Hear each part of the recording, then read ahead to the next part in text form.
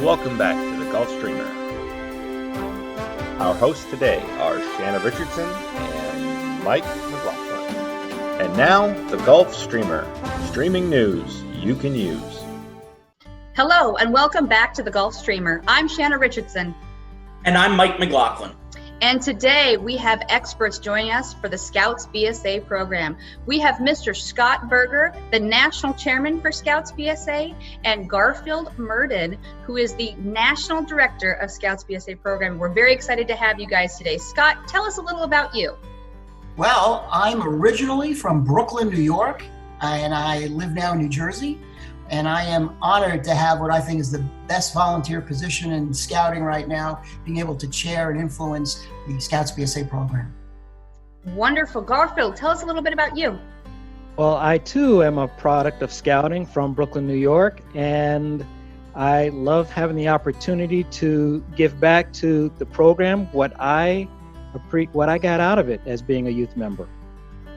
What's happening in the Scouts BSA program right now?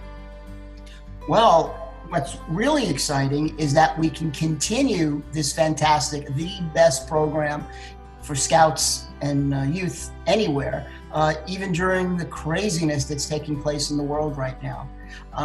As you know, Scouts BSA is not just for boys anymore, but we are so happy that half of our population, the young ladies of this world, are able to join our program. And we've already seen a lot of the benefits of that in itself. And it's also a great opportunity to continue on in reference to our scouting movement.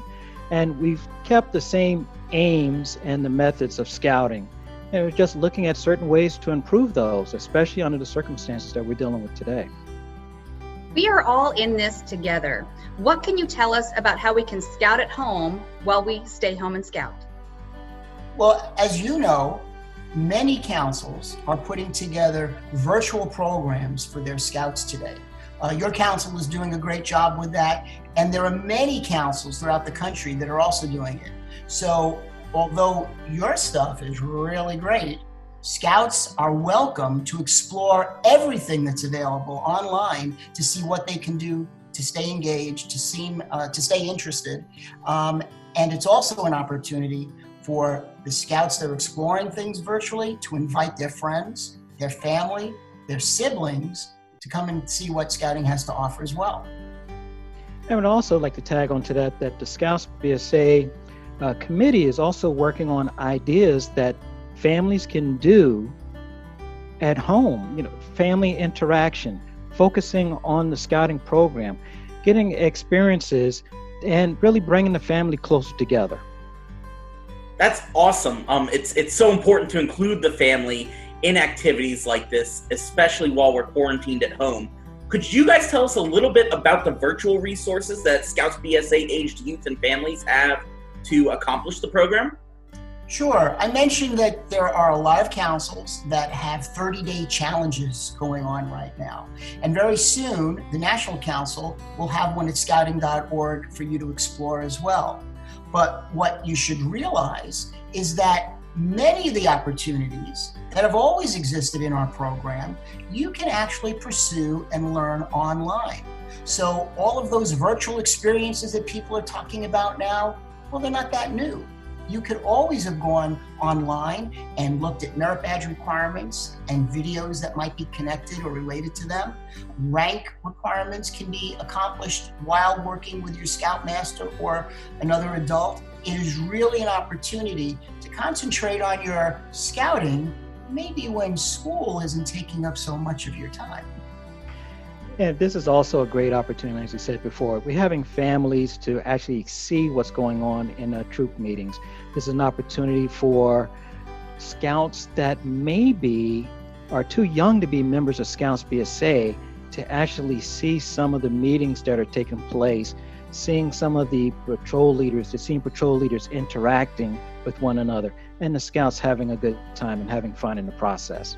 I was going to add that this is also a chance for more experienced scouts and leaders to possibly help their fellow scouts and leaders. It's an opportunity for people to have Zoom conferences or to exchange information that would really help build the interest and the knowledge base for both adults and youth.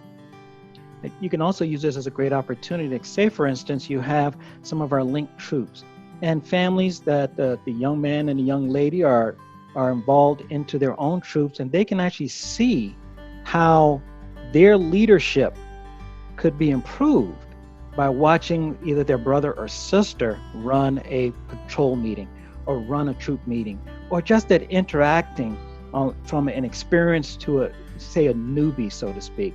And parents can actually see their children take leadership roles and run meetings. Yeah, so this is not the time to take a break from scouting.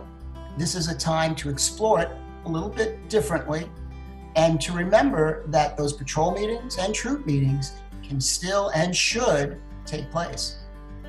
And that's so important, because as I work with my district here in Lighthouse District and Gulfstream Council, I'm noticing that the units that are meeting virtually are showcasing the best of the patrol method through those meetings. With that said, what do you think is one of the most important things for a scoutmaster or a unit leader to do to ensure that the troop is successful when we go back to normal operations? Well, it's like anything else. If you lose contact with those around you, that relationship will start to dissolve. So don't let that happen. The troop leadership should still remain in contact with the members of the troop. That goes for everybody. That goes for the senior patrol leader. He should be, or she should be, reaching out to the members of the troop. The adult leaders need to maintain that organization and keep going. We have to be prepared for when things get back to normal. But right now, things should go on as normal as possible.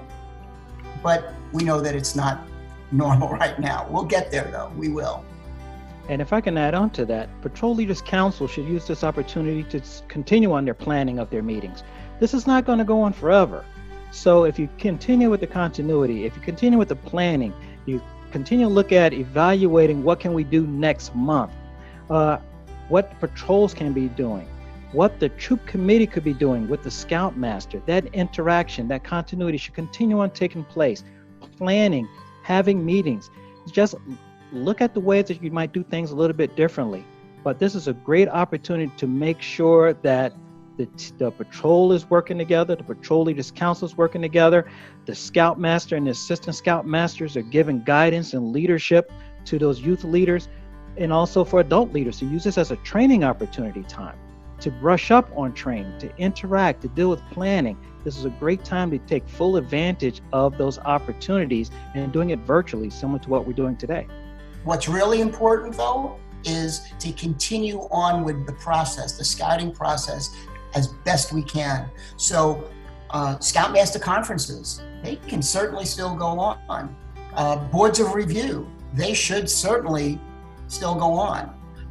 There's not much that needs to change. Yeah, the dynamics will be different, being done via a computer and video conference, but we're scouts and we'll get through this. We'll get through it together. Right, as you guys are well aware, we are a very service-oriented organization, and serving our communities is deep in every Scout's heart. How can Scouts serve their communities safely during this period of uncertainty? Well, we need to remember safety is the most important thing right now.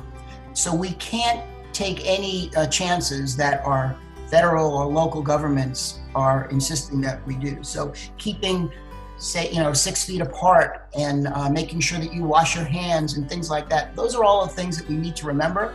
But there are so many service opportunities that are out there, and every community may be a little bit different, but you can explore those online. You can find out what your town is doing.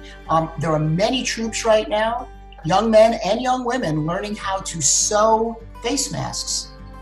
That's a great opportunity.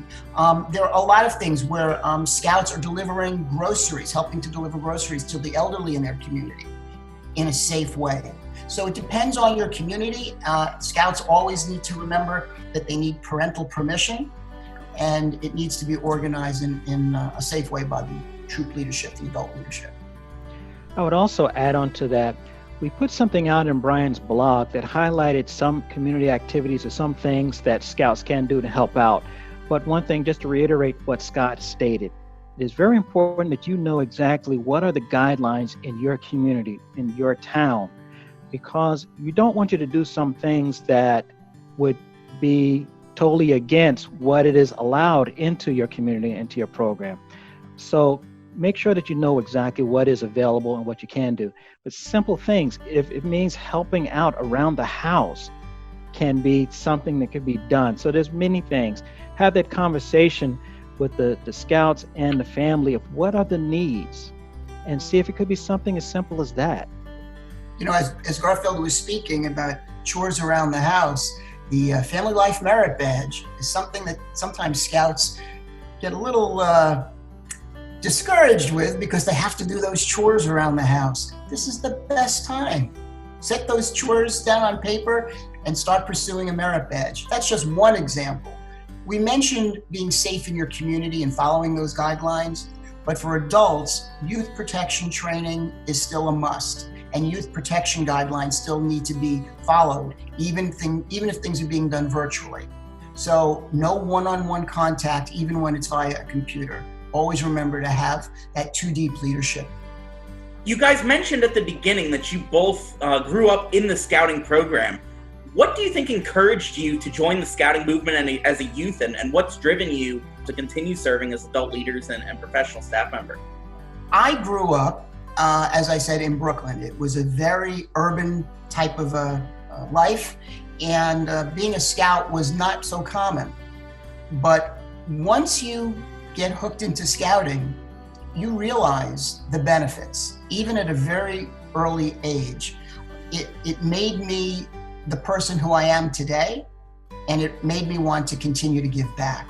So being able to give back now to a wider audience, so to speak, on a national level, for me, is one of the most rewarding things that I've ever been involved in.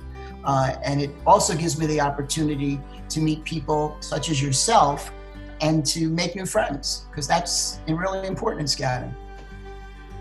And for me, I was just blessed at the opportunity, once again, growing up in scouting and being a part of scouting as a youth in Brooklyn, and knowing exactly how it impacts and changes the lives of so many individuals as it changed me. It made me who I am today. So after graduating from college and getting the opportunity to be an employee with the Boy Scouts of America, and there was a no-brainer. And especially in the situation that we are today and dealing with the society that we are today and the direction that our movement is going, from the standpoint of establishing troops that are now female troops, these are game changers. And just really understanding that how scouting will change society. I could not think of a better opportunity than being able to be an employee of the Boy Scouts of America and having great friends and working with great volunteers, especially like Scott. Well, thank you guys. We appreciate everything that you do for the scouting movement. And I have one last question. What is it that you are so excited about for the future of the Scouts BSA program? Well, I'm looking forward to that inaugural class of female Eagle Scouts. It's not so far down the trail, and that will be another landmark for our entire organization. I hope many people will come and help us celebrate, because it's going to be a huge thing, and we're proud of all of our Eagle Scouts, but this will be something special for those young ladies who have earned that distinction.